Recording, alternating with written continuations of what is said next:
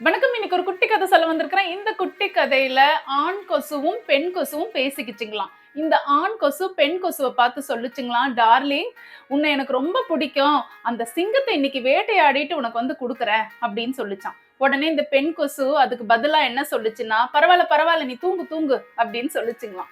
மறுபடியும் இந்த ஆண் கொசு பேச ஆரம்பிச்சதுங்களாம். என்ன சொல்லுச்சுன்னா, "நாளைக்கு உனக்கு யானைய வேட்டையாடிட்டு வந்து உன் கால்ல போடுறேன்" அப்படின்னு சொல்லுச்சுங்களாம். இத கேட்ட அந்த பெண் கொசுக்கு, "சரி சரிப்பா, தூங்குப்பா" அப்படின்னு சொல்லுச்சுங்களாம். ஆண் கொசு பேச தொடங்குச்சுங்களாம். "உன்ன நாளைக்கு பென்ஸ் கார்ல நானு பாரிஸ் கார்னர் ஃபுல்லா சுத்தி கூட்டிட்டு வரேன்னு" சொல்லுச்சுங்களாம். அதுக்கு இந்த பெண் கொசு, "எப்பா தூங்குப்பா ராஜா" அப்படின்னு சொல்லுச்சுங்களாம். தொடர்ந்து இந்த ஆண் கொசு பேச தொடங்குச்சுங்களாம். "டியர், உனக்கு நாளைக்கு 100 கிராம்ல நானு தங்க செயின் போடுறேன்" அப்படின்னு சொல்லுச்சுங்களாம்.